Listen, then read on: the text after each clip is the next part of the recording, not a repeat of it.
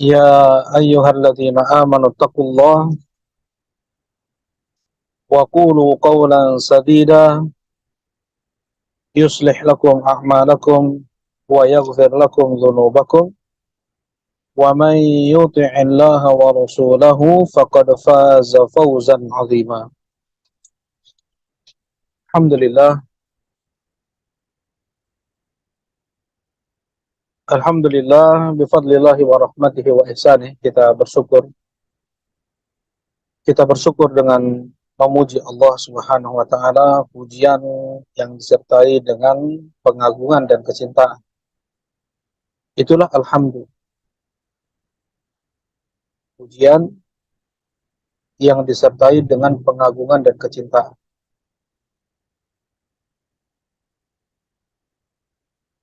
Yang semua alhamdulillah, pujian yang disertai dengan kecintaan tersebut milik Allah Subhanahu wa taala.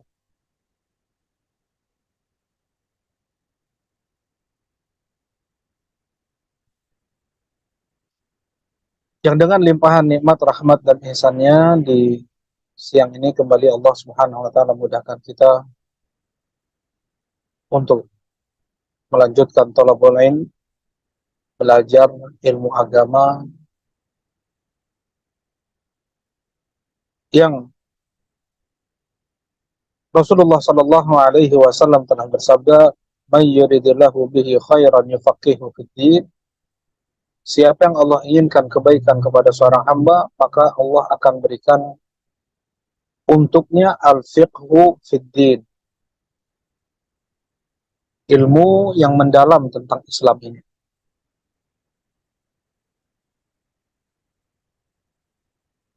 Karena tidak mungkin seseorang untuk bisa meraih surga. Seseorang tidak akan mungkin dia bisa melakukan amal soleh. Dia tidak akan mungkin untuk bisa mendapatkan iman yang sahih. Dia tidak akan sampai derajat takwa tanpa dia belajar ilmu agama, tanpa dia thalabul ilm.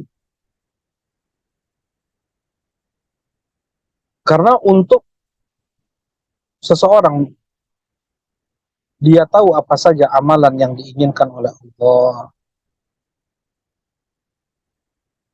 Seorang hamba dia tahu apa itu ikhlas.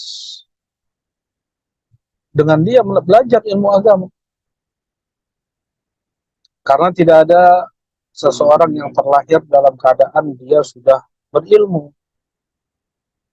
Allah Subhanahu wa taala berfirman, "Wallahu akhrajakum min butuni ummahatikum la ta'lamuna syai'an." Allah Subhanahu wa taala yang telah mengeluarkan kalian dari perut-perut ibu kalian dalam keadaan kalian tidak ada ilmu sedikit pun. Tidak memiliki ilmu sedikit, syai'an. Dia tidak bisa mengucapkan kata ayah, kata ibu, tidak bisa membedakan angka 1.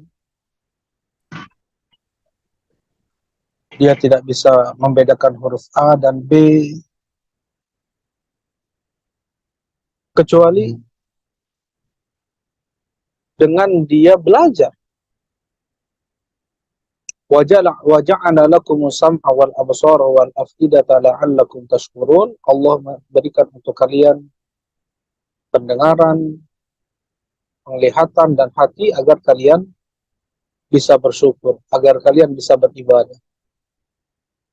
Dan mereka para penghuni neraka, Allah Subhanahu wa taala hinakan mereka di neraka dengan pengakuan mereka, "Lau kunna nasma' au naqil ma kunna fi ashabis sa'id." Andaikan kami dulu mau mendengar, digunakan pendengaran mereka untuk belajar ilmu agama, mendengar ayat Al-Quran dibacakan, hadis Nabi. Dan andaikan kami mau berpikir, kami mau mencerna, memahami, mentadabburi, apa yang disampaikan oleh Allah dan Rasulnya, ma kunna fi ashabis sa'ir, maka tidak akan mungkin kami masuk ke dalam neraka sa'ir. Jadi penyebab mereka masuk dalam neraka karena nggak mau mendengar, nggak mau belajar agama, nggak mau mereka tadabburi ayat-ayat Al-Quran dan hadis Nabi Shallallahu Alaihi Wasallam. Namun alhamdulillah,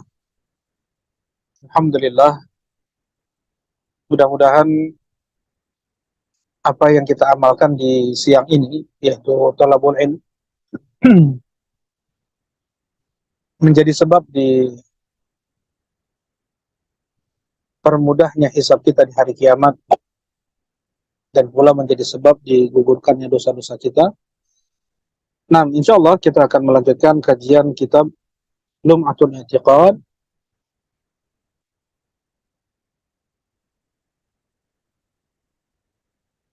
yang ditulis oleh Abu Muhammad Ibn Qudamah Al-Maqdisi rahimahullah ta'ala. Artinya secercah cahaya akidah. Ya, jadi akidah Ahlus Sunnah wal Jamaah secara global gitu ya. Tidak secara detail, tidak secara terperinci. Nah, buku yang tipis yang berbicara tentang akidah. Nah, pada pertemuan lalu kita sudah membahas tentang ucapan-ucapan para imam salaf tentang ayat-ayat sifat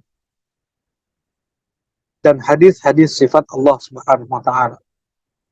Bahwasanya Allah memiliki sifat, di antaranya Allah turun ke langit dunia, Allah bisa dilihat nanti di hari kiamat. Wajib bagi kita untuk membenarkannya. Nah, ucapan Imam Ahmad telah kita baca, kemudian ucapan Al-Imam Syafi'i juga telah kita baca. Kita masuk pada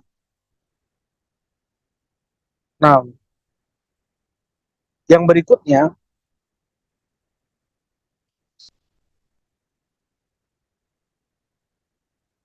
yaitu at-targhibu fis sunnah wa tahdhiru minal bid'ah. At-targhib fis sunnah wa tahdhir minal bid'ah. Motivasi untuk memegang sunnah Nabi Shallallahu Alaihi Wasallam dan peringatan dari bahaya bid'ah. Nah, qala Abu Muhammad Al-Maqdisi rahimahullahu ta'ala, wa qad umirna bil iqtifa li atharihim wal ihtida bi manarihim wa hudhirna al muhdatsat wa ukhbirna annaha min ad-dalalat.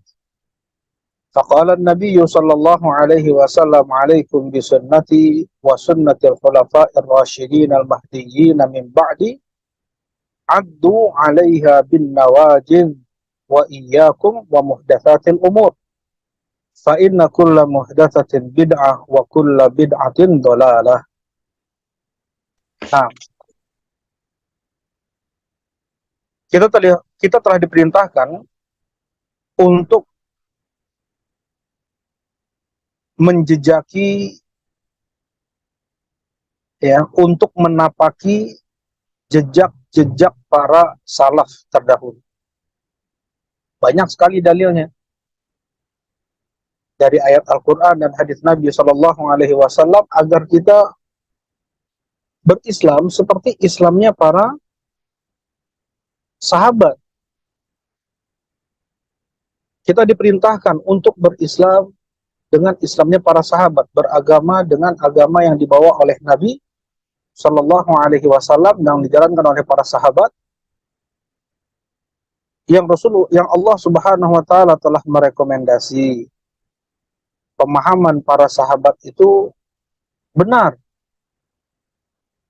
Ya, sebagaimana dalam firman-Nya, was-sabiquna al-awwalun minal muhajirin wal ansar walladzina tabauhum bi ihsan radhiyallahu anhum wa radu an.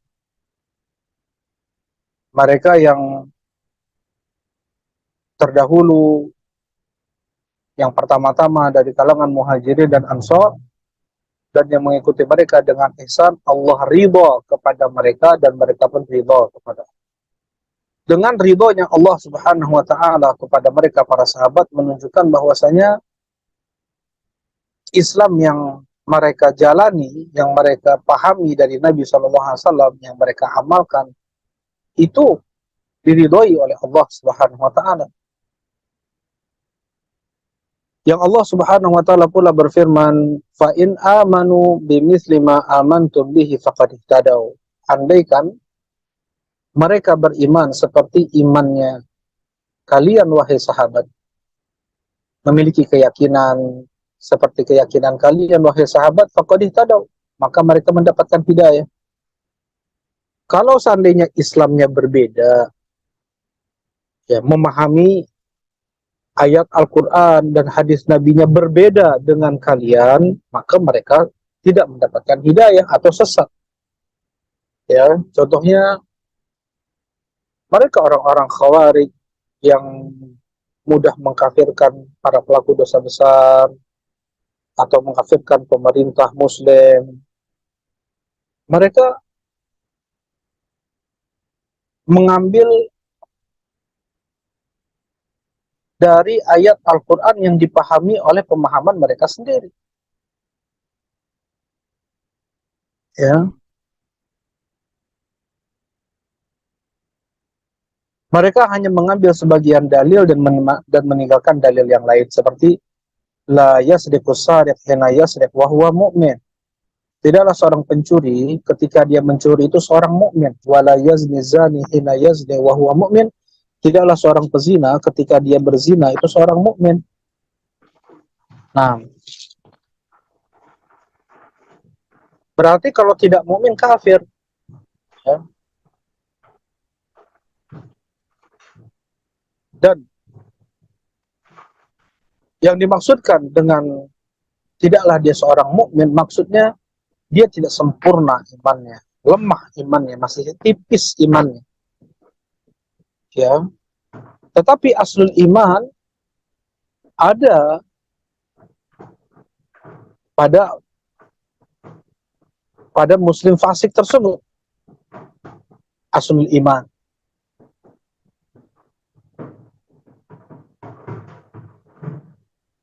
Dan ketika dia melakukan kefasikan, kemaksiatan tersebut, drastis, drop, jatuh imannya, tipis iman. Seakan-akan imannya itu lepas dari dia. Dan ketika dia meninggalkan maksiat tersebut dan bertobat, kembali lagi imannya kepadanya.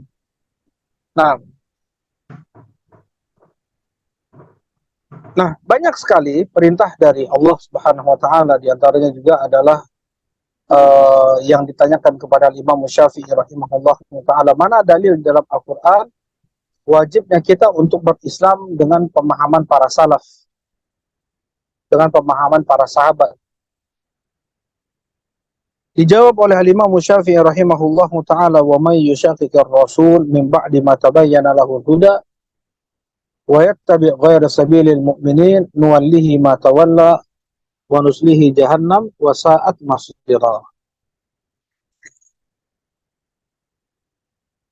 Kata Allah Subhanahu wa taala, siapa yang menyelisihi Rasul setelah datang penjelasan kepadanya dan dia mengikuti jalannya selain jalan orang-orang mukmin yang ada pada saat itu. Siapa orang mukmin yang ada di zaman Nabi?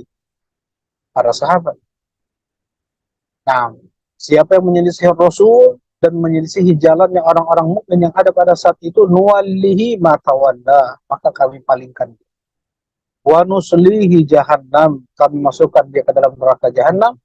Wa sa'at masira, dan itulah seburuk-buruk tempat kembali. Nah, seburuk-buruk tempat kembali bagi mereka, atau neraka jahanam untuk mereka yang menyelisihi Rasulullah Shallallahu Alaihi Wasallam dan para sahabat radhiyallahu taala. Nah, ini diantara perintah dari Allah untuk kita menapaki jejak-jejak para salaf. Nah, wahuzirna al-muhdatsat, yang kita ini diperingatkan oleh Nabi Shallallahu Alaihi Wasallam tentang perkara-perkara bid'ah. Ya, kita diperingatkan jangan sampai kita membuat hal-hal yang baru dalam agama yang tidak ada contoh sebelumnya dari Rasulullah Shallallahu Alaihi Wasallam dalam kitab Islam ini. Wa ukhbirna annaha minad dhalalat, dan kita diberi kabar oleh Nabi Shallallahu Alaihi Wasallam bahwasanya perkara bid'ah itu adalah perkara yang sesat. Rasulullah Shallallahu Alaihi Wasallam bersabda, "Alaikum bisunnati, peganglah oleh kalian sunnahku, wa sunnatil khulafa ar-rasyidin al-mahdiyyin min ba'di, dan sunnah para khulafa rasyidin yang diberi petunjuk setelah." Nah, ini dalil untuk kita berpegang di atas sunnah Nabi Shallallahu Alaihi Wasallam yang dipahami oleh para khulafa rasyidin Abu Bakar, Umar, Utsman dan Ali. Ya, addu 'alaiha bin nawajid, gigitlah yang demikian itu dengan gigi geraham kalian. Yang paling kuat dalam menggigit adalah gigi geraham. Nah, ketika kita mengenal sunnah, maka kita pegang erat sunnah tersebut sekuat-kuat, karena badai fitnah, syubhat dan syahwat menyambar-nyambar. Wa iyyakum wa muhdatsatil umur, dan jauhilah oleh kalian perkara-perkara muhdatsat, perkara-perkara yang baru dalam agama. Fa inna kulla muhdatsatin bid'ah, karena setiap perkara muhdats, karena setiap perkara yang baru dalam agama ini adalah sesat.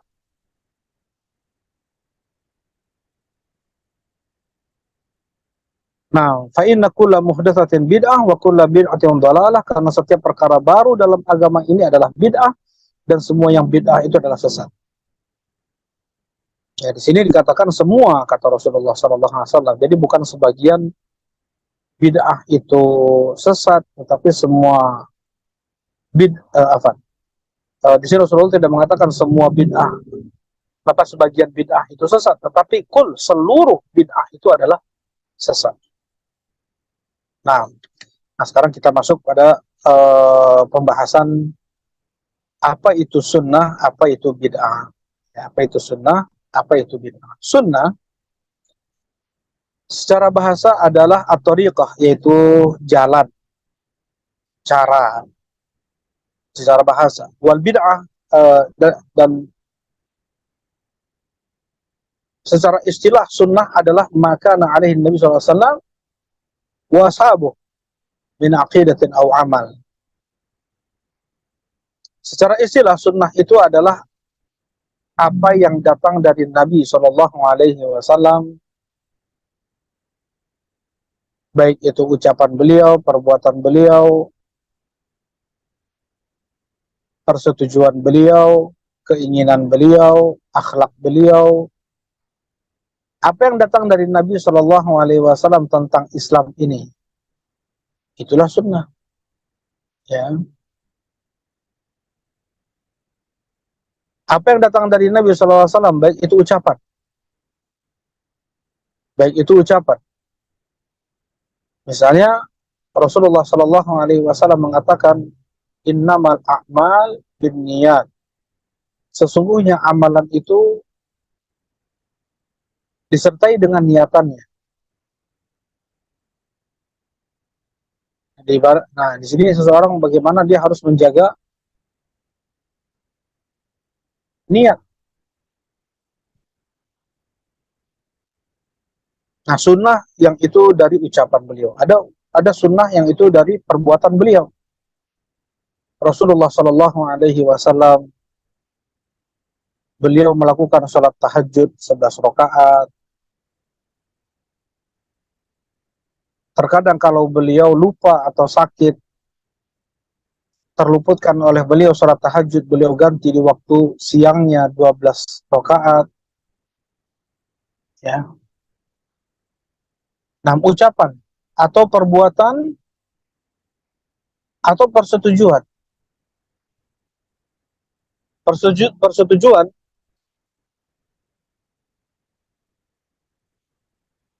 seperti misalnya yang dilakukan oleh Bilal ibn Rabah, beliau sholat di setiap selesai sholat 5 waktu, yaitu sholat ba'dal wudhu ya, lebih dari 2 rakaat. Ma kutibali. Tidaklah aku berwudhu ya Rasulullah kecuali aku melakukan sholat setelahnya apa yang Allah tuliskan untukku. Berarti nggak mesti 2 rakaat. Kalau sholat 2 rakaat setelah wudhu itu datang dari Nabi SAW.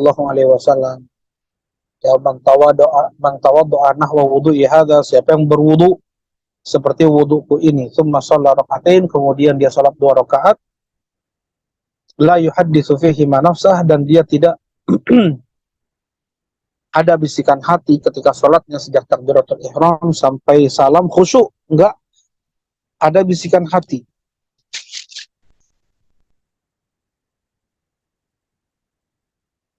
Tidak sibuk dengan hal-hal di luar salat. Ghufira lahu ma taqaddama min dzambih, maka diampuni dosa-dosanya yang telah lalu. Maka diampuni dosa-dosanya yang telah lalu. Ghufira lahu ma taqaddama min dzambih. Nah, disetujui oleh Rasulullah Sallallahu Alaihi Wasallam apa yang diperbuat oleh Bilal. Salat ba'diyah wudhu itu lebih dari 2 rakaat, 4 kah, 6 kah, terkadang 10 rakaat. Rasulullah setujui. Malah itu menjadi sebab terompah Bilal atau sandal Bilal terdengar di surga. Nah, sunnah pun juga adalah keinginan dari Nabi. Seperti misalnya puasa tanggal 9 Muharram. Rasulullah di saat beliau hidup, beliau hanya berpuasa tanggal 10 Muharram saja. Kemudian Rasulullah sallallahu alaihi wasallam beliau bersabda, lain adraktul amal muqbil lasuntu tasid. Andaikan aku mendapatkan tahun depan, andaikan tahun depan aku masih hidup, maka aku akan berpuasa Tasu'a, tanggal 9. Jadi bukan hanya tanggal 10 Muharram saja, 9, 10 Muharram. Seperti itu. Ini baru keinginan dari Nabi. Belum pernah Rasulullah sebenarnya melakukannya. Dan ini sudah menjadi syariat. Ya, inilah sunnah. Inilah sunnah Nabi Muhammad Sallallahu Alaihi Wasallam. Yang sunnah Nabi Sallallahu Alaihi Wasallam tersebut, baik itu ucapan beliau, perbuatan beliau, persetujuan beliau, keinginan beliau, itu kembali pada 4 hal, yaitu akidah, ibadah, muamalah, dan akhlak.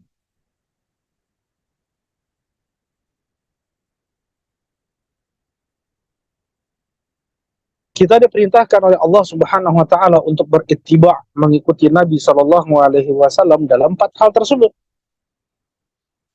Bagaimana dalam kita berakidah, harus dengan akidah yang datang dari Nabi sallallahu alaihi wasallam. Demikian pula dalam kita beribadah, kita tidak boleh melebih-lebihkan atau mengurang-urangi apa yang datang dari Nabi sallallahu alaihi wasallam.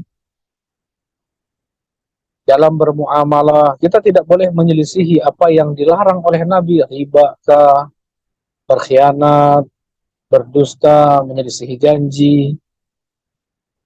Kemudian juga dalam berakhlak, akhlak yang mulia, ya, tidak berlebih-lebihan juga. Kita mencintai Rasulullah SAW lebih daripada nyawa kita, lebih daripada orang tua kita. Tetapi dengan demikian pun tidak kita setarakan Rasulullah SAW dengan Allah.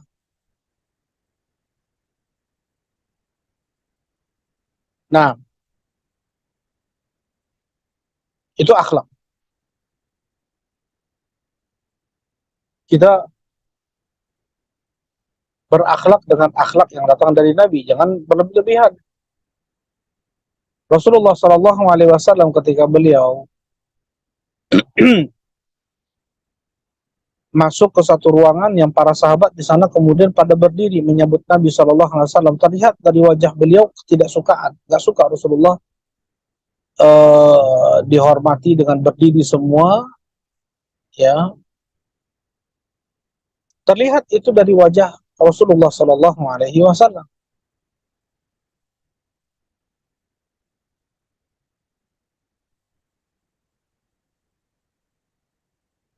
Sedangkan bid'ah adalah perkara yang baru yang tidak ada contoh sebelumnya, atau dengan kata lain muhdats, perkara yang baru yang tidak ada contoh sebelumnya. Itu bid'ah. Seperti halnya Allah Subhanahu wa taala mengatakan tentang dirinya, Badi'us samawati wal ard. Allah Subhanahu wa taala membuat bid'ah langit-langit dan bumi. Maksudnya tidak ada sebelum Allah menciptakan langit-langit dan bumi, itu ada makhluk seperti langit-langit dan bumi, itu nggak ada. Karena itu Rasulullah atau Allah Subhanahu wa taala mengatakan badi'us samawati wal ard. Allah Subhanahu wa taala badi' yang menciptakan langit-langit dan bumi yang tidak ada contohnya seperti itu sebelumnya. Ya, bid'ah adalah melakukan hal-hal yang itu baru yang tidak ada tuntunan dari Nabi Shallallahu Alaihi Wasallam.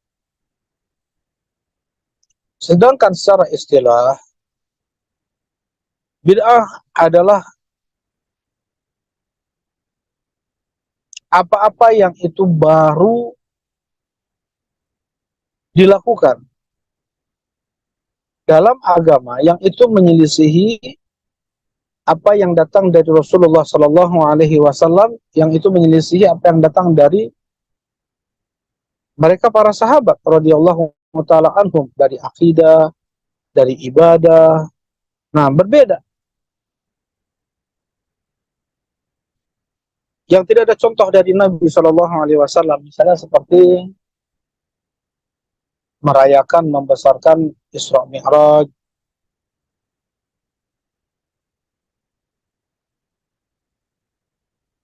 nah seperti tahlilan,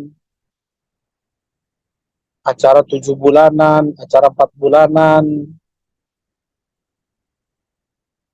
yang seperti ini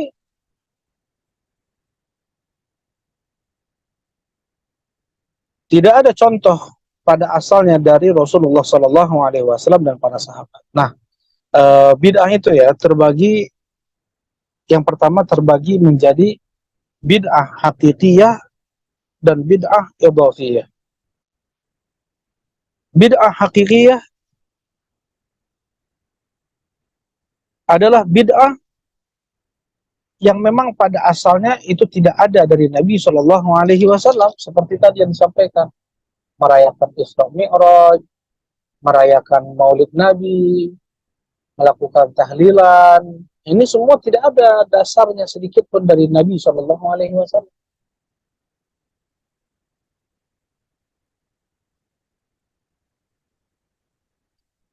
Nah, yang kedua adalah bid'ah idhafiyah.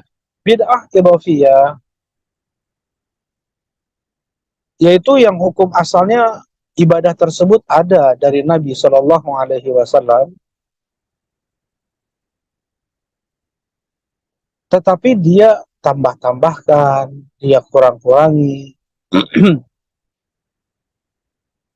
Misalnya seperti seseorang yang dia umroh menjadikan miqatnya adalah Masjid Nabawi. Nah, ada sebagian orang di zaman Imam Malik pada saat itu mau berihram labbaik Allahumma umratan atau bi umrah itu dari Masjid Nabawi, dari dekat kuburan Nabi Shallallahu Alaihi Wasallam. Dan ini jelas menyelisih apa yang datang dari Nabi SAW. Sekalipun ibadah umrohnya sesuai dengan yang dicontohkan oleh Nabi, tetapi ketika mikot atau dia mulai berihram dari Masjid Nabawi, dia menambahkan sesuatu di dalam Islam yang itu tidak datang dari Nabi Muhammad SAW.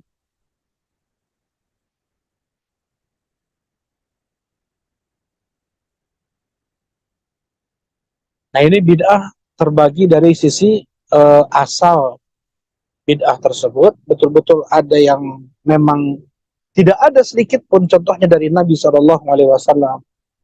Nah, sekarang nih, kayak orang yang tidak ikut maulid Nabi, yang tidak ikut Isra Mi'raj, yang tidak ikut tahlilan, itu sebenarnya tidak ada di zaman Nabi SAW. Sekarang apabila ada Muslim yang tidak mau ikut dengan perayaan tersebut, itu dicibir, dicela, dihujat, dimaki, ya, karena tidak melakukan ritual ibadah yang mereka lakukan. Malah mereka menjadikan hal tersebut menjadi wajib hukumnya, mereka pastikan wajib, padahal tidak ada tuntunan dari Nabi SAW.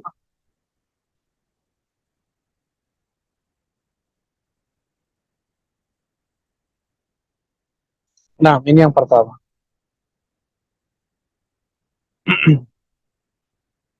Yang kedua adalah bid'ah yang itu berupa qauliyah, fi'liyah, ada juga i'tiqadiyah.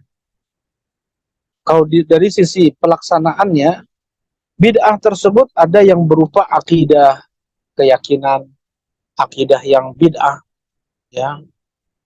Ada yang bentuknya ucapan bid'ah.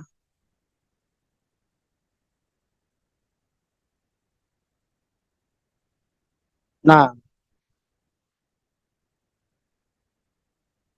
bid'ah akidah, bid'ah ucapan, bid'ah perbuatan, bid'ah akidah misalnya seperti yang dilakukan oleh orang-orang Jahmiyah, menolak sifat-sifat Allah, mengedepankan akal daripada dalil, ya, tidak mau menetapkan Allah itu ada di atas arsy.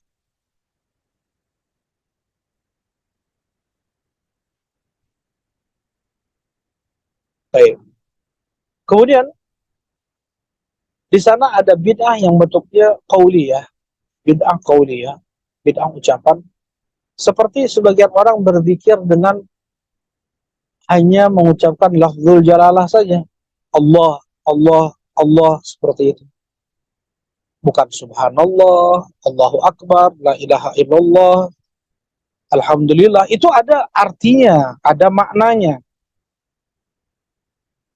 Disebutkan oleh Nabi SAW. Ada contohnya dari Nabi SAW.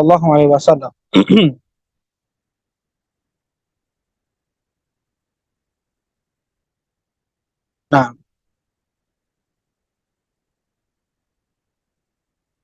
nah ini diantara bid'ah ucapan itu, yang tidak apa namanya, zikir yang tidak ada tuntunan dari Nabi, terkadang hu begitu saja. Yang ketiga adalah bid'ah amaliyah, bid'ah yang itu bentuknya perbuatan. Bid'ah yang bentuknya perbuatan seperti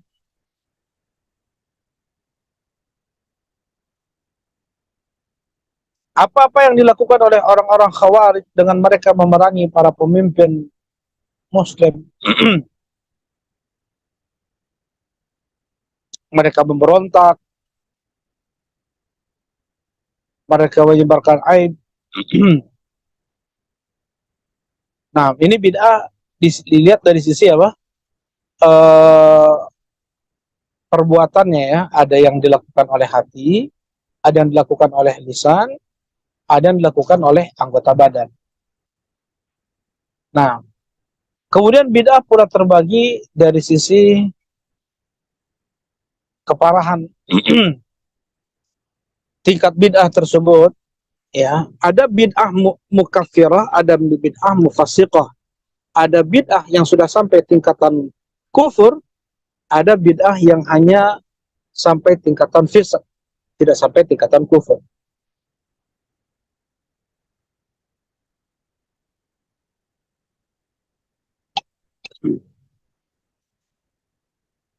Bid'ah yang sudah sampai tingkatan kufur seperti bid'ah qadariyah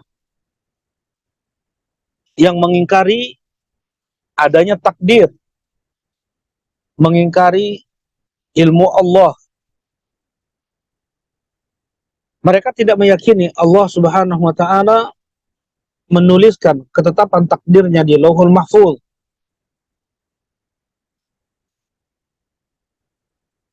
Mereka tidak meyakini Allah mengilmui apa yang akan terjadi di alam semesta ini. Qadariyah, manusialah yang menciptakan perbuatan mereka sendiri. Dikatakan oleh Abdullah ibn Umar, "Idza laqita haula", andaikan engkau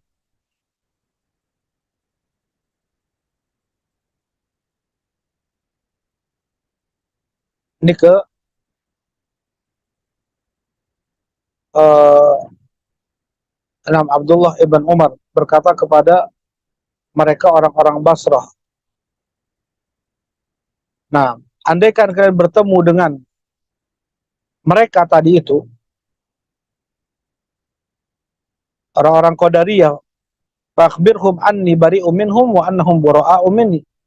Beritahukanlah bahwasanya aku berlepas diri dari mereka dan mereka pun berlepas diri dari.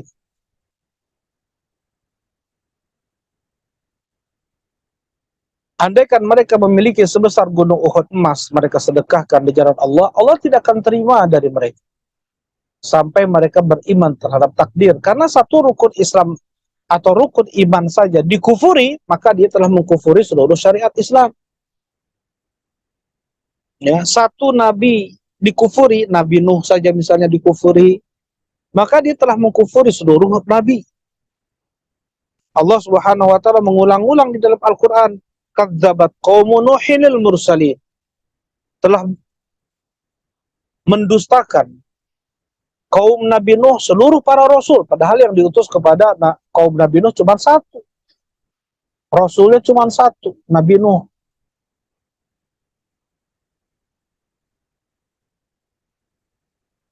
Nah,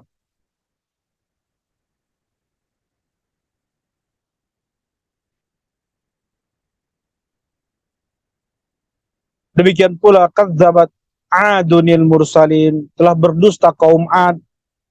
Kaum Ad telah mendustakan para rasul, padahal yang mereka dustakan hanya satu, Nabi Hud saja. Tapi karena mereka mendustakan satu nabi, maka Allah katakan mereka pula mendustakan seluruh nabi. Dan satu ayat, satu hadis didustakan, maka dia telah mendustakan seluruh ayat dan hadis Nabi Shallallahu Alaihi Wasallam. Ya, nah ya, ini bid'ah yang sudah sampai tingkatan kufur, sampai beliau mengatakan andaikan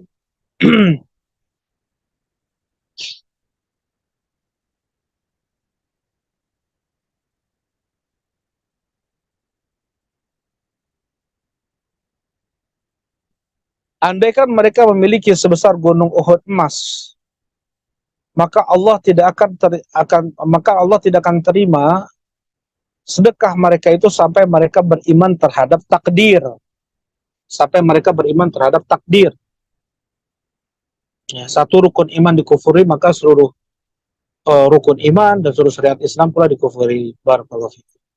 Nah, ada juga ini yang pertama ya. Yang keduanya yaitu uh, bid'ah yang mufassiqah, yaitu yang tidak sampai tingkatan fasik. Apa? Bid'ah yang sampai tingkatan fasik dan tidak sampai tingkatan kufur. Seperti bid'atu al-khawarij, ya, bid'ah orang khawarij. Sekalipun dia mencela pemerintah,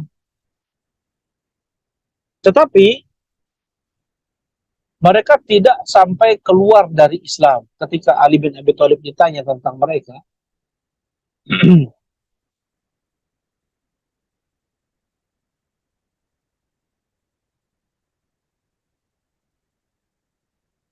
baik.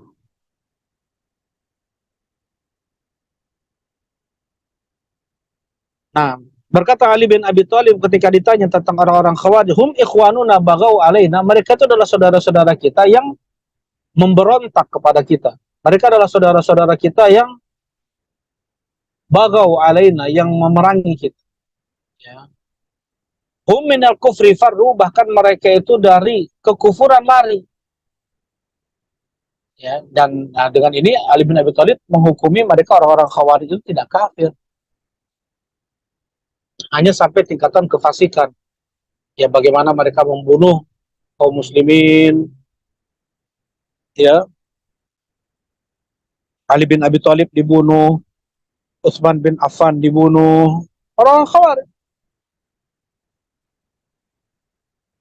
Nah, ini bid'ah.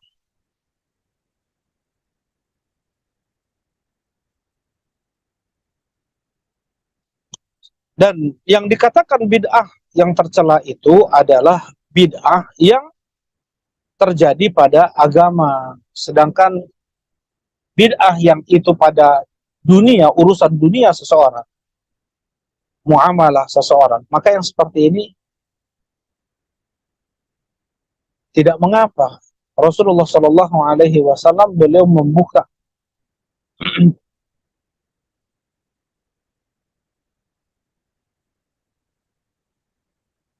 untuk perkara dunia, umat beliau lebih tahu, silakan berinovasi, mau menambah-nambah, mau mengurang-ngurangi. Ya, ketika Rasulullah Shallallahu Alaihi Wasallam sampai di Madinah, Rasulullah Shallallahu Alaihi Wasallam melihat para petani kurma bukan main sulitnya mereka dalam mengawinkan pohon kurma. Kata Rasulullah Shallallahu Alaihi Wasallam, biarkan saja. Ternyata panen di tahun tersebut sedikit dan tidak bagus, ya, dan tidak bagus.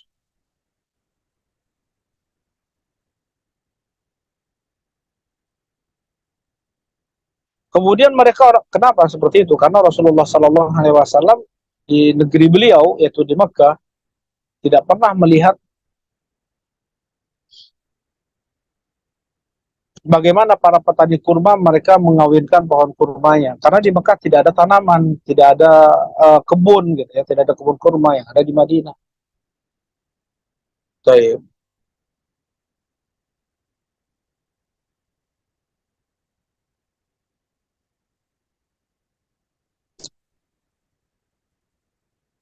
Ketika orang-orang Ansor mereka datang kepada Nabi Shallallahu Alaihi Wasallam dan berkata, ya Rasulullah, engkau katakan dibiarkan saja, yang akhirnya panennya sedikit, kemudian uh, kurang bagus. Kata Rasulullah SAW, antum a'lamu bi umuri dunyakum, kalian lebih tahu tentang perkara dunia kalian. Jadi untuk perkara dunia dilapangkan di dalam Islam, ya, untuk perkara dunia dilapangkan dalam Islam.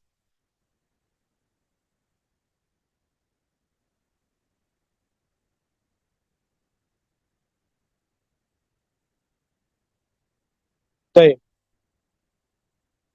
Nah, hukum seseorang yang dia melakukan kebid'ahan, maka dia berdosa. Apalagi yang membuat bid'ah tersebut. Selain dia mendapatkan dosa karena kreasinya dalam membuat ibadah, akidah yang tidak ada tuntunan dari Nabi Shallallahu Alaihi Wasallam, dia pula menanggung dosa semua yang melakukan bid'ah tersebut. Dari kalangan orang-orang setelah dia, dari kalangan para tabi'in, dari kalangan para tabi'ut tabi'in, mereka melakukan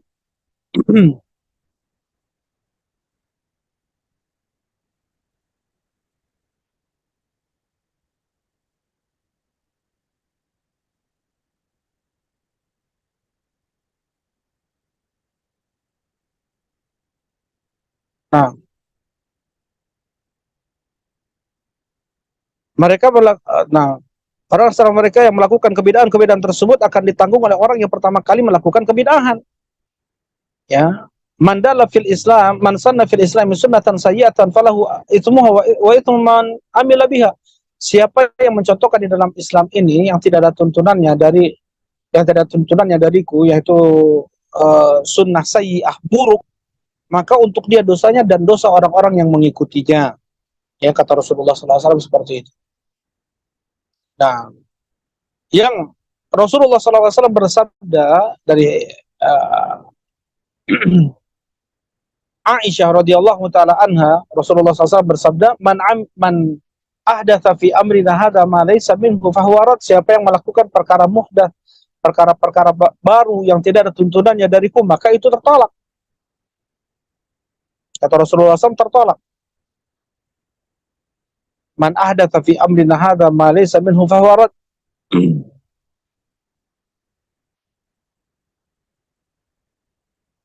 Mungkin ada yang bilang, oh saya nggak membuat perkara yang baru, saya cuma melakukan apa yang sudah ada saja. Rasulullah juga mengatakan, man amila amalan, siapa yang mengamalkan satu amalan yang tidak ada tuntunannya dariku, maka itu tertolak. Sekalipun bukan dia yang membuatnya, orang sebelum dia yang membuatnya, tetapi dia tetap melakukan amalan yang tidak ada tuntunannya tersebut dari Nabi SAW, ya, maka itu pun pula tertolak, ditolak.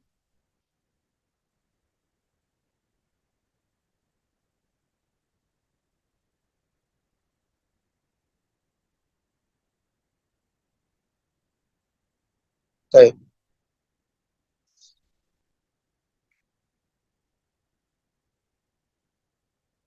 Nah, ini uh,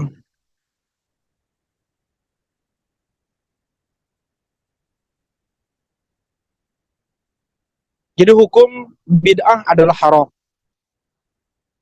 Yang Rasulullah SAW mengatakan, wa iyyakum muhdatsatil umur, dan jauhilah oleh kalian perkara-perkara baru dalam Islam ini. Jauhilah oleh kalian perkara-perkara yang baru di dalam Islam ini. Fa inna kulla muhdatsatin bid'ah, karena setiap perkara yang baru di dalam Islam ini adalah bid'ah. Gak ada contohnya dari Nabi SAW. Ya, misalnya coba tanyakan, untuk acara-acara tahlilan ada nggak datang dari Nabi SAW?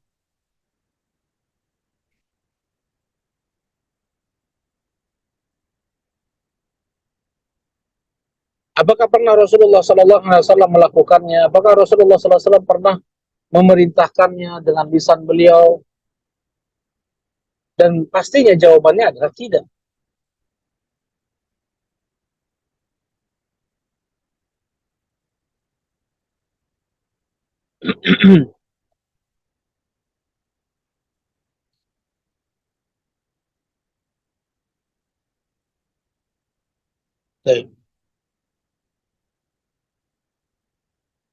Demikian pula perkara-perkara bid'ah lainnya seperti tahlilan, ya. Ditanyakan kepada mereka, apakah Rasulullah pernah melakukannya? Apakah para sahabat pernah melakukannya? Kalau seandainya tidak pernah melakukan ritual-ritual seperti itu, maka tentunya itu bukan bagian dari Islam. Kalau seandainya di zaman Rasulullah SAW itu bukan suatu amalan, bukan suatu ibadah, maka zaman sekarang pun bukan suatu ibadah, bukan amalan. Tidak akan mungkin setelah Rasulullah SAW meninggal, di sana ada amalan amalan baru, ya, yang itu dibenarkan di dalam Islam. Ya. Kalau seandainya orang-orang dibebaskan, dilapangkan mereka semua untuk beribadah, untuk apa diturunkan Rasul? Untuk apa diturunkan Nabi? Diturunkan Nabi dan Rasul sebagai, nah, hikmah diturunkannya para Nabi dan para Rasul adalah untuk menyampaikan ibadah yang diinginkan oleh Allah Subhanahu Wa Taala.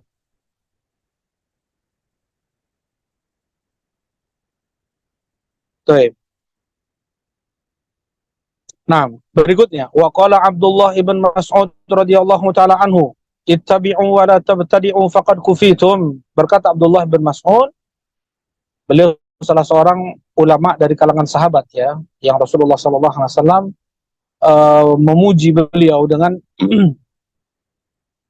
sabdanya, khudil Qur'ana min arba'ah, ambillah oleh kalian Al-Qur'an dari 4 orang. Abdullah ibn Mas'ud, Mu'adz ibn Jabal,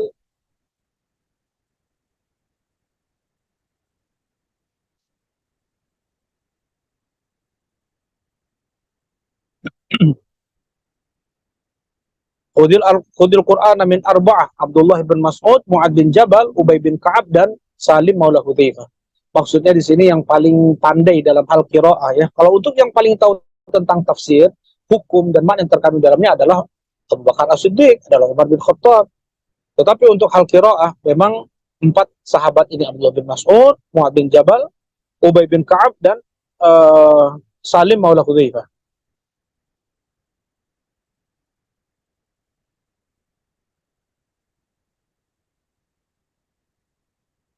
Nah, berkata Abdullah bin Mas'ud, ittabi'u wa la tabtadi'u faqad kufitum. Ya, ittabi'u, ikuti saja oleh kalian Rasulullah dan para sahabat, ya. Ikuti saja mereka. Apa yang datang dari mereka ikuti oleh kalian, tempuh oleh kalian. Yang datang dari Rasulullah SAW saja belum tentu kita bisa lakukan itu semuanya. Misalnya contohnya salat tahajud nih, apakah bisa kita lakukan salat tahajud 11 rakaat? Bisa, Masya Allah. Ya, tetapi apakah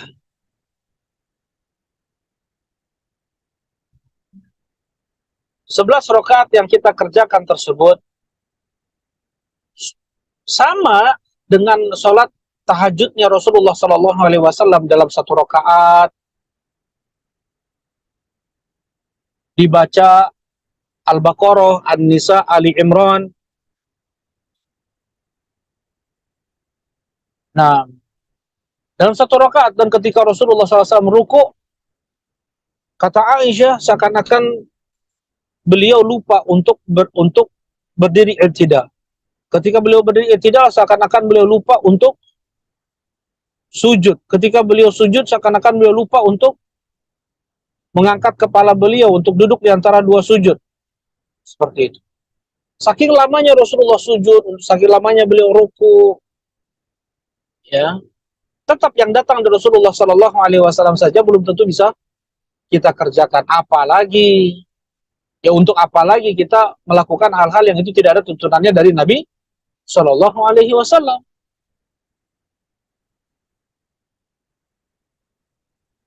Nah, ittabi'u, ikuti saja. Ikuti saja apa yang datang dari Nabi Sallallahu Alaihi Wasallam. Wala tabtadi'u, dan jangan kalian melakukan perkara bid'ah. Jangan kalian melakukan hal-hal yang baru. Faqad kufitum, karena kalian sudah cukup. Apa yang datang dari Rasulullah itu, ya semuanya nggak bisa kita lakukan. Untuk apa kita melakukan hal yang baru? Nah, ini Abdullah bin Mas'ud radhiyallahu taala anhu, beliau pernah mendatangi jamaah Masjid Bani Hanifah yang sedang melakukan zikir yang aneh yang tidak ada contohnya dari Nabi Shallallahu Alaihi Wasallam. Ya, mereka ini membuat halakoh atau lingkaran-lingkaran kecil, kurang lebih 10 orang ngumpul gitu ya, per 10 orang ada beberapa lingkaran seperti itu. Kemudian ada pemimpinnya, pemimpin zikirnya, ya. Kemudian dipandu, dikomandoi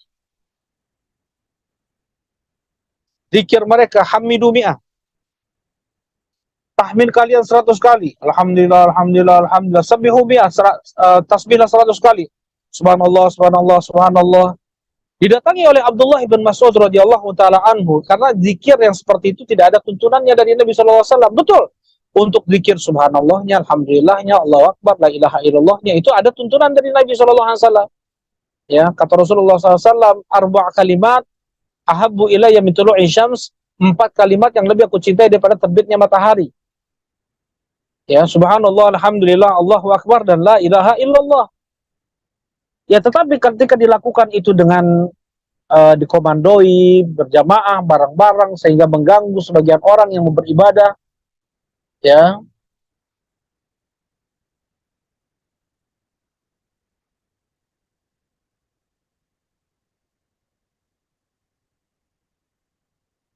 Berkata Abdullah bin Mas'ud radhiyallahu taala anhu kepada mereka, inna thiyaba Rasulillah sallallahu alaihi wasallam lam tubla. Sesungguhnya baju Rasulullah sallallahu alaihi wasallam belum lusuh, wa aniyatuhu lam tuksar.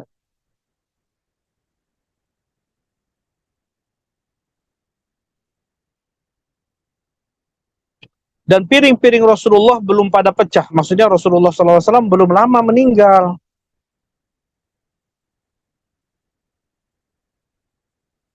Rasulullah SAW belum lama meninggal. Waqad ahdatsum fi dinillahi ma ahdatsum, tetapi kalian sudah mengada-ngada dalam agama ini apa yang sudah kalian ada-adakan. Dan mereka beralasan, ya Abu Abdurrahman, ma nuridu illa khaira. Ya Abu Abdurrahman, tidaklah yang kami inginkan kecuali kebaikan. Ya, niatan kami baik, niatan kami bagus, niatan kami uh, ya baik.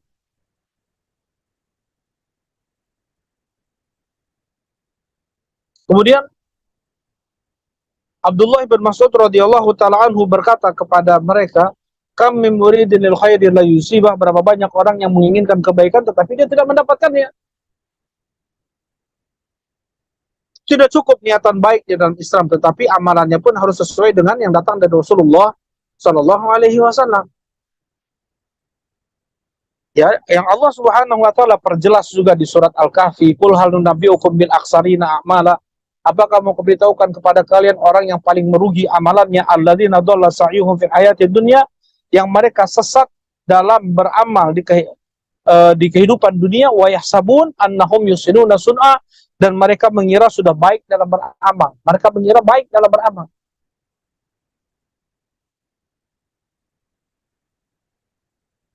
Kata Allah Subhanahu wa taala, mereka adalah orang yang paling merugi.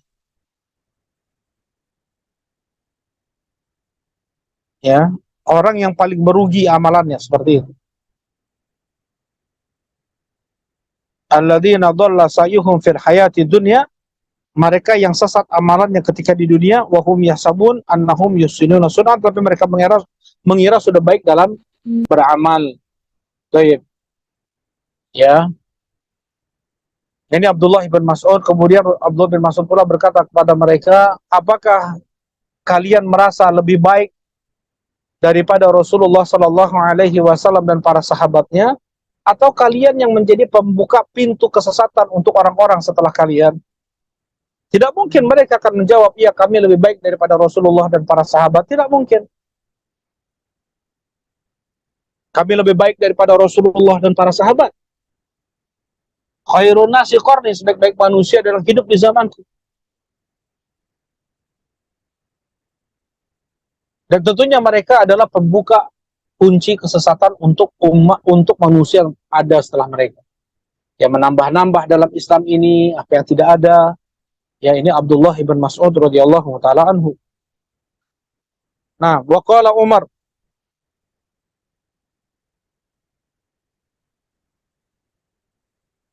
Ibn Abdul Aziz radhiyallahu taala anhu kalaman makna, dan berkata Umar ibn Abdul Aziz, Umar bin Abdul Aziz adalah seorang khalifah, Amirul Mukminin. Beliau menjabat menjadi khalifah dari tahun 99 Hijriah sampai 101 Hijriah. 3 tahun kurang beliau menjabat menjadi khalifah. Dan selain beliau itu khalifah, raja Bani Umayyah, beliau pun adalah ulama besar.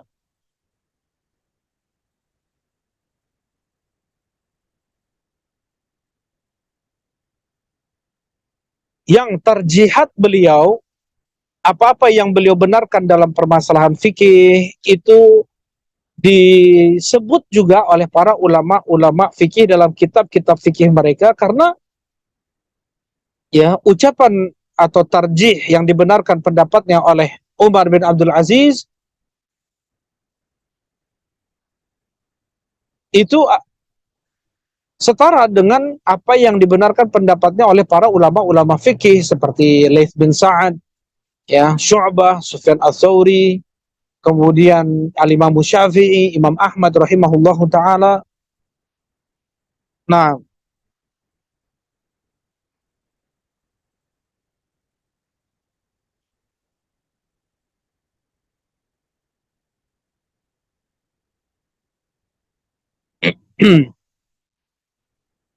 taib.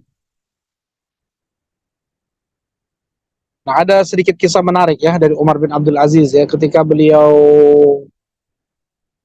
dalam keadaan sakit parah ya, beliau kumpulkan anak-anak beliau dan berkata, "Wahai anak-anakku, andaikan kalian soleh, maka Allah tidak akan menyia-nyiakan kalian." Maksudnya Umar bin Abdul Aziz tidak meninggalkan warisan harta, tidak. Ya, andaikan kalian orang-orang soleh, maka Allah tidak akan menyia-nyiakan kalian. Tetapi apabila kalian menjadi pelaku maksiat asi, maka aku tidak mau membantu kemaksiatan kalian dengan harta yang aku wariskan kepada kalian. Jadi memang Umar bin Abdul Aziz tidak mewariskan harta kecuali hanya sedikit sekali. Ya, beliau ketika meninggal hanya memiliki 18 dinar, 18 keping emas. Ya, kemudian beliau keluarkan 9 atau 11 keping emas tersebut untuk penyelenggaraan jenazah beliau.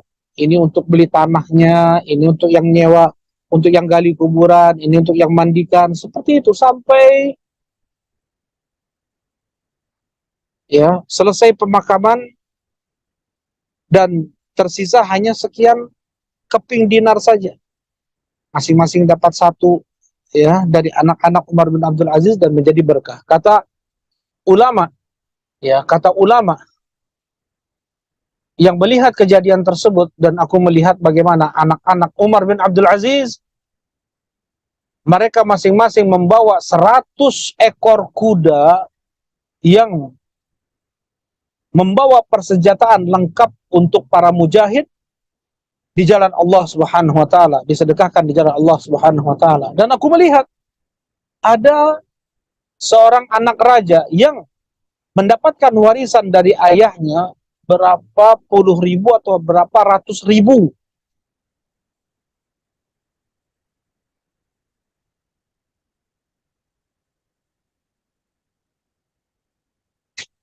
Keping dinar. Tetapi kemudian aku melihat orang tersebut, anak raja tersebut, dia mengemis-ngemis di pasar-pasar. Ya, nggak ada berkahnya. Baik. Ini Umar bin Abdul Aziz sebagai Khalifatul Rashid dan sebagian ulama memasukkannya dalam Khulafa Rashidin ya. Berkata Umar bin Abdul Aziz suatu ucapan yang maknanya kif haitsu waqafal qaum. Berhentilah engkau di mana mereka para sahabat berhenti. Maksudnya cukupkan apa yang datang dari Rasulullah dan para sahabat. Jangan kalian dengan modal semangat aja sehingga kalian lancang mengada-ngada melakukan hal-hal yang tidak ada tuntunan dari Nabi Shallallahu Alaihi Wasallam.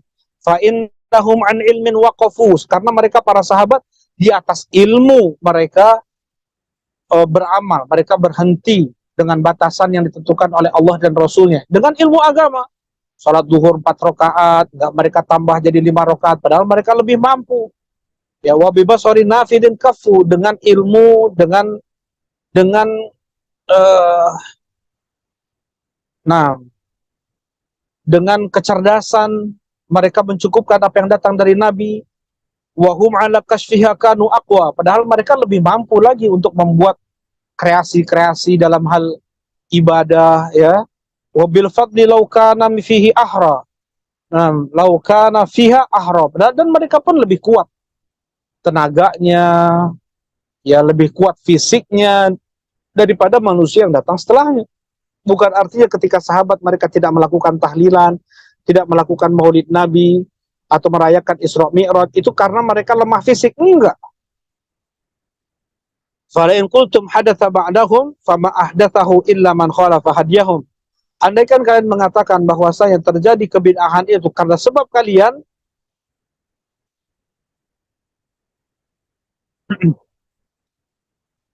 ya, wabil fadli law kana fiha ahra, dari sisi kemampuan, kekuatan, tenaga, mereka para sahabat lebih mampu daripada para tabi'in dan yang datang setelah mereka. Fa in qultum hadatsa ba'dahum, kalau seandainya kalian beralasan itu semua muncul setelah mereka ada, muncul setelah orang muncul setelah zaman sahabat. Fama ahdatsahu illa man khalafa hadiyahum, dan tidaklah perkara baru tersebut terjadi kecuali karena mereka menyelisihi petunjuk para sahabat. Wa raghiba an sunnatihim, dan mereka membenci jalannya para sahabat radhiyallahu taala anhum. Wa laqad wasafu minhum ma yashfi. Ya.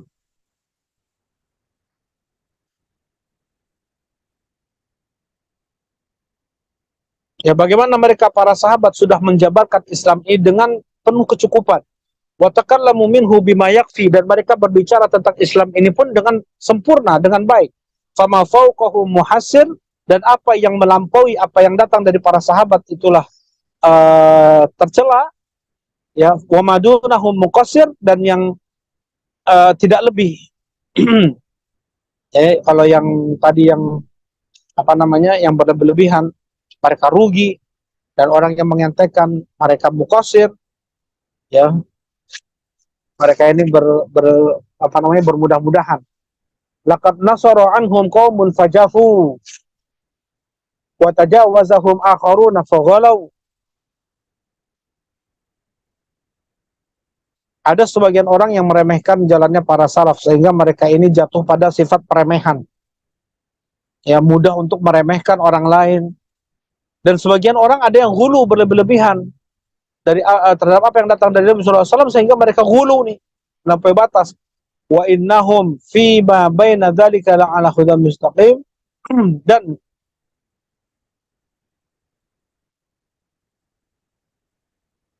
dan sesungguhnya antara berlebih-lebihan dan mengentengkan itulah yang dikatakan ihdinas shiratal mustaqim. Ya. Nah,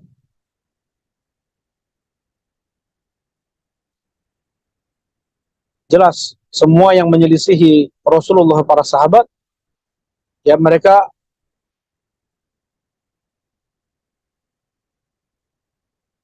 menjelisihi hidayah, menjauhkan diri mereka dari hidayah. Wa qala al-Imam Abu Amr al-Auza'i radhiyallahu taala anhu, dan berkata al-Imam al-Auza'i, Abdurrahman ibn Amr,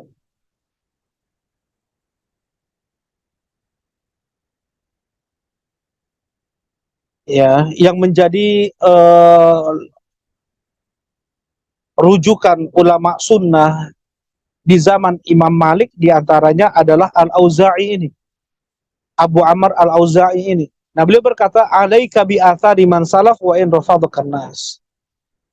Ya, terus tapaki jejak-jejak para salaf sekalipun orang-orang menolakmu. Ya. Jejaki atau tapaki jejak-jejak para salaf sekalipun orang-orang banyak.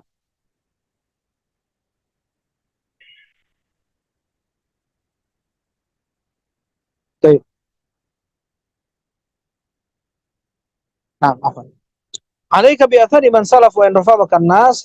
Tapakilah olehmu jejak-jejak para salaf, para ulama-ulama terdahulu dari kalangan para sahabat. Wa in rafadakan nas, walaupun orang-orang menolakmu, walaupun orang-orang membencimu.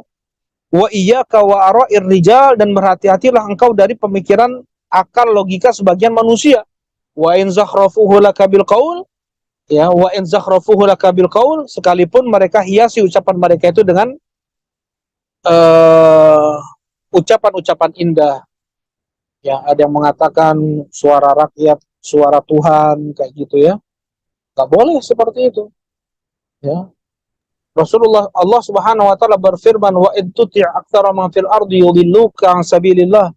Andaikan engkau ikuti, engkau taati kebanyakan yang ada di bumi ini, maka mereka akan menyesatkanmu dari jalan Allah. Dia itu tidak berpikir, tidak berakal, tidak mau mendengar ayat Al-Quran, tidak mau baik. Nah, sampai di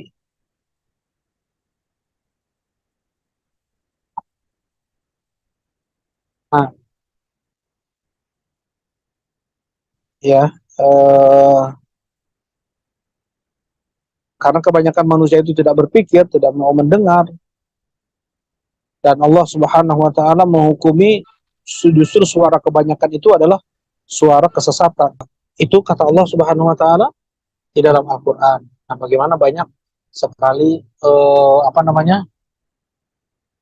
Ucapan-ucapan yang mengandung kesesatan, ya, seperti juga yang dikatakan oleh Ikhwanul Muslimin, yaitu nata'awan fi mattafaqna wa na'tadir ba'duna ba'dan fi makhtalafna. Kita saling ta'awun, bekerja sama apa yang kita sepakati, dan kita saling memaafkan apa yang kita berbeda di sana. Ini luar biasa, seakan-akan ucapan yang sangat indah, ya, yaitu kita saling tolong menolong apa yang kita sepakati, dan kita saling memaafkan apa yang kita berselisih atau berbeda di sana.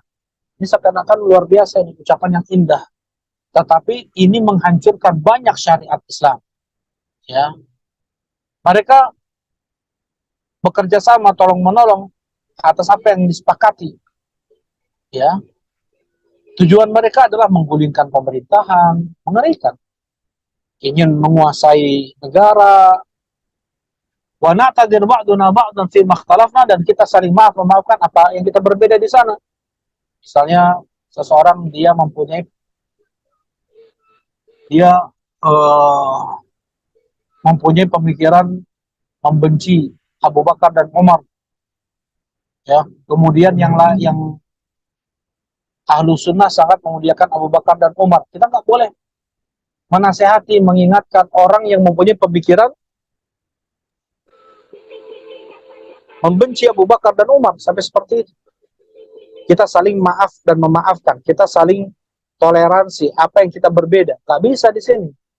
Dihancurkan amar ma'ruf wa nahyu 'anil munkar. Yang seperti ini harus diingatkan, harus diingkari.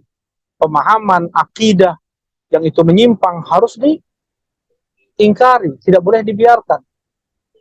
Ya. Nah, bagaimana slogan yang datang dari kaum muslimin ini meruntuhkan amar ma'ruf wa nahyu 'anil munkar? Dibuat dengan ucapan-ucapan indah yang seharusnya apa? Ta'awanu 'alal birri wat taqwa wa la ta'awanu 'alal ismi wal 'udwan. Saling tolong menolonglah kalian di atas kebaikan dan ketakwaan, dan jangan kalian saling tolong menolong di atas dosa dan permusuhan. Seperti itu seharusnya di dalam Islam ini. Ya, seharusnya seperti itu.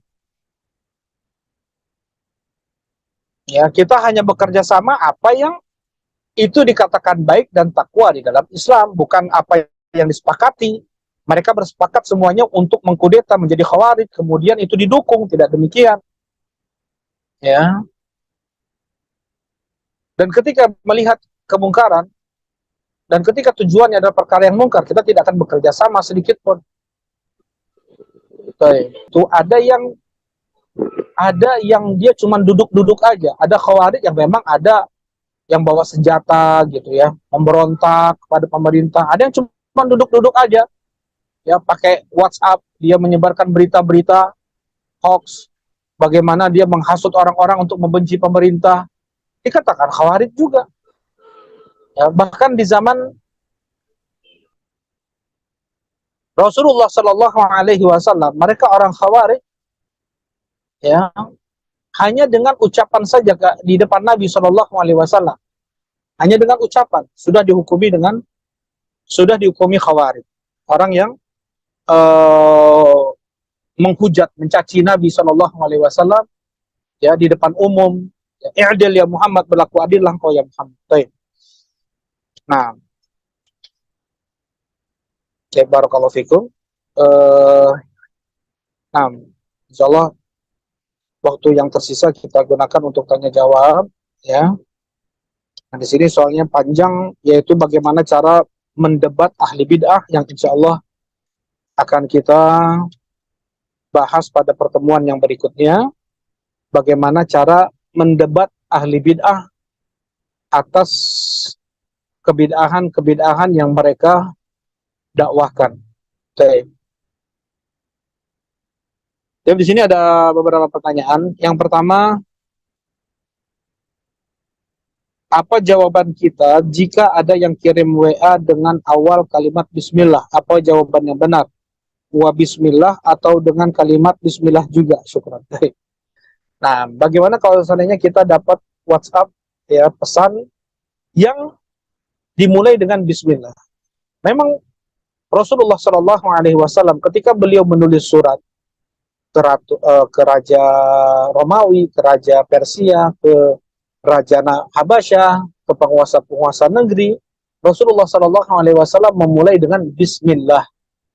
Nah, jadi untuk mengharapkan berkah sebenarnya, untuk meminta pertolongan kepada Allah agar yang ditulisnya itu diberi kebaikan oleh Allah, yang ditulisnya itu diberi pertolongan oleh Allah, jadi tepat yang ditulisnya, tidak kesana kesini gitu ya, tidak bukan mendapatkan dosa bahkan. Nah, jadi kita ucapkan Bismillah untuk memulai setiap tulisan kita. Bukan artinya ini harus dijawab lagi, enggak. Tetapi setiap kita menulis surat, ya kita ucapkan Bismillah. Ya, dan WhatsApp, pesan WhatsApp, terlebih yang itu pesannya penting, dimulai dengan Bismillah, karena mengharapkan berkah dari isi dari pesan tersebut. Ya, tidak seperti Assalamualaikum. Kalau Assalamualaikum betul jawabannya adalah Waalaikumsalam. Jadi kalau Bismillah bukan wa Bismillah, enggak, itu bukan artinya perlu. Jadi tidak perlu dijawab dengan wa Bismillah. Nah, tetapi kita ketika memulai surat, memulai WhatsApp kembali untuk membalas dengan kita mengucapkan Bismillah lagi. Oke, di sini ada pertanyaan.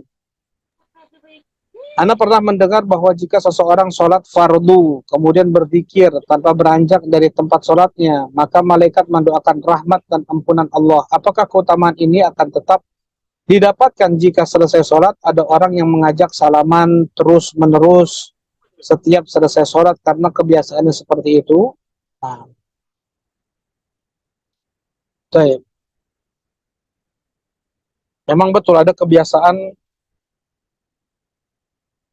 di satu masjid atau di beberapa masjid setiap selesai sholat itu ada acara ritual salaman-salaman. Seluruh jamaah jadi berdiri, jadi muter kayak gitu ya. Apakah masih mendapatkan keutamaan tersebut? Hadis tadi yang disampaikan itu adalah benar ya. Hadisnya itu sahih. Uh,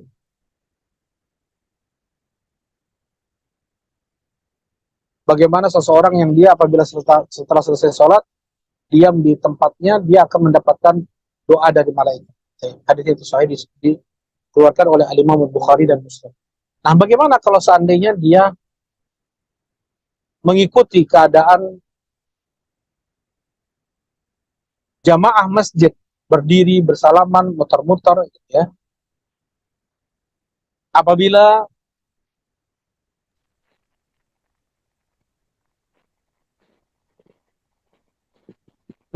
apabila dia melakukan hal tersebut, lapang dia melakukannya, maka yang seperti ini tidak. Dan kalau seandainya bisa, dia tetap tidak beranjak dari tempat duduknya, tetap dia berzikir, ya, dia tidak ikut salaman-salaman, berdiri, muter-muter seperti itu.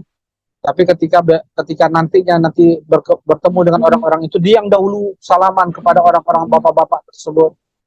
Ya, bolehlah dia tidak ikut di saat selesai sholat, tapi setelah itu dia salamin tuh di waktu lain, kesempatan lain.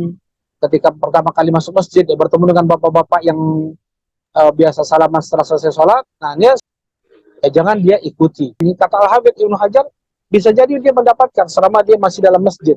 Kalau dia sudah keluar dari masjid, maka dia tidak mendapatkan keutamaan didoakan oleh malaikat. Oke. Kemudian pertanyaan yang berikutnya, yang kedua di sini. Seseorang mendapatkan harta syubhat dari tempat kerjanya berupa emas.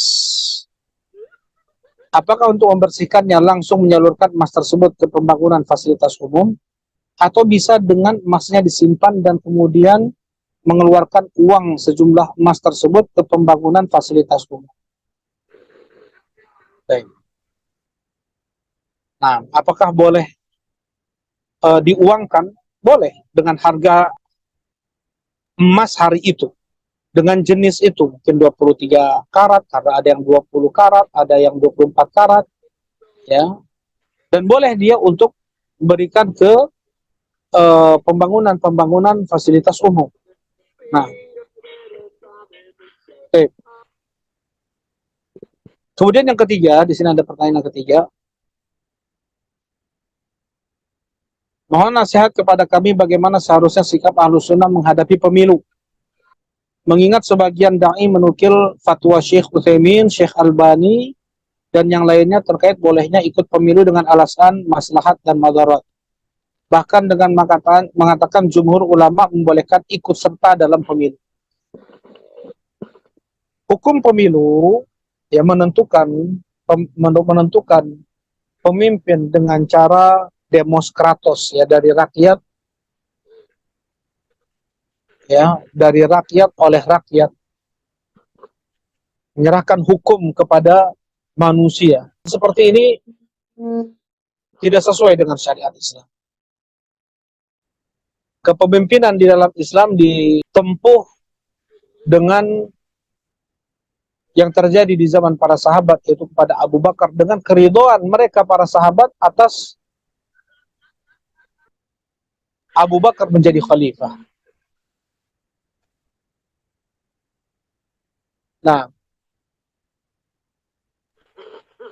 kesepakatan kaum muslimin pada saat itu Abu Bakar menjadi khalifah. Kemudian yang kedua adalah mandat pemberian kuasa kepada pemberian kekuasaan kepada Umar bin Khattab. Jadi khalifah sebelumnya Abu Bakar.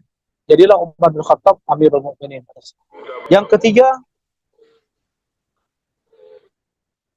Umar bin Khattab membentuk 6 rijalus syura yang paling baik dalam hal akidah, dalam hal ibadah, dari hal maksiat.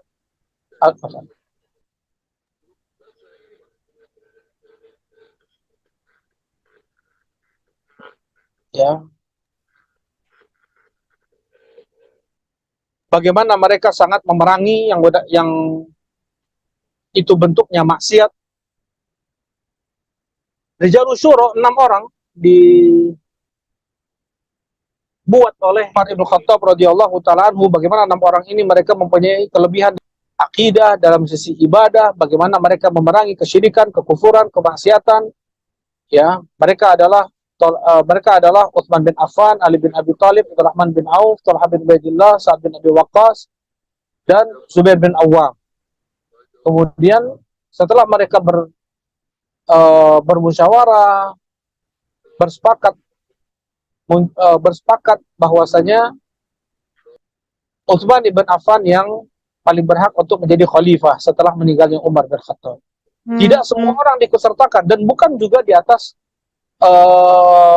pemilu, ya, tetapi mereka bermusyawarah mana yang terbaik, siapa yang terbaik setelah meninggalnya Umar bin Khattab radhiyallahu taala anhu. Nah, di dalam Islam seperti ini yang datang. Nah, sedangkan ini bukan hanya di negeri kita, atau ya, dan ini dimanapun hukum pemilu pada asalnya dia menyamakan suara Muslim dengan orang kafir. Dia menyamakan suara ulama dengan orang fasik, menyamakan orang soleh dengan para pelaku maksiat. Mukmin sama dengan orang fasik, nggak mungkin sama. Nah, itu semua itu disamakan dalam demokrasi.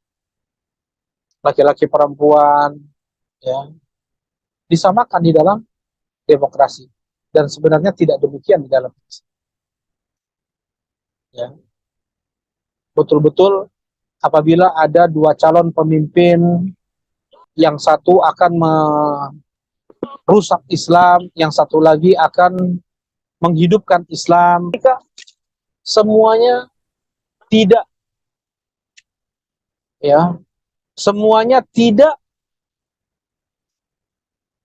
terlihat maslahat dan mafsadat, ya, Tidak terlihat mana yang lebih mafsadat, karena tidak bisa keluar dari suatu lingkaran yang sudah ditentukan. Maka tidak boleh kita ikut serta dalam yang demikian. Ya. Karena kita sudah bekerja sama dalam apa yang itu menyelisih Al-Quran dan Sunnah. Tuh. Ya, misalnya ada satu calon yang mengatakan saya akan tutup masjid di negeri ini. Yang satu lagi, kalau saya demokrasi mau masjid dibuka, silakan. Nah, yang seperti ini kita harus memilih mana yang lebih ringan madarat. Tetapi ketika semua itu tidak ada, maka tidak perlu ya kalau semuanya tidak terlihat jelas mana maslahat dan madaratnya, maka tidak perlu kita mengikuti atau ikut serta dalam permasalahan yang demikian. Ya. Kita serahkan saja kepada Allah, banyak kita berdoa kepada Allah agar Allah jaga negeri kita, agar Allah berikan kasih sayangnya untuk negeri kita ini. Ya. Dan kita terus bagaimana mengajak kaum muslimin untuk paham terhadap agama Islam, siapa Robnya. Mudah-mudahan dengan rakyat yang baik, Allah akan berikan untuk mereka pemimpin yang baik. Ya, karena tidak akan mungkin rakyat yang baik dipimpin oleh orang zalim, nggak mungkin. Dan tidak mungkin juga Allah akan memberikan pemimpin yang baik untuk rakyat yang zalim. Wa kadzalika nuwalli ba'dadh dhalimina ba'dhum 'ala ba'd, dan demikianlah kami jadikan orang zalim sebagai pemimpin satu sama lain. Yang memimpin orang zalim ya orang zalim lagi. Yang memimpin orang mukmin ya orang mukmin lagi. Nah, kita gencarkan dakwah, kita ingatkan kaum muslimin untuk kembali kepada agama mereka dan tidak mereka tidak mereka berpecah belah, tidak mereka berselisih. Nauzubillah. Baik. Mungkin ini yang dapat Anda sampaikan untuk pelajaran kita di Ulumatul I'tiqad di siang ini. Mudah-mudahan ada manfaat yang bisa diambil. Subhanakallahumma rabbana wa bihamdika asyhadu an la ilaha illa anta astaghfiruka wa atubu ilaik. Assalamualaikum warahmatullahi wabarakatuh.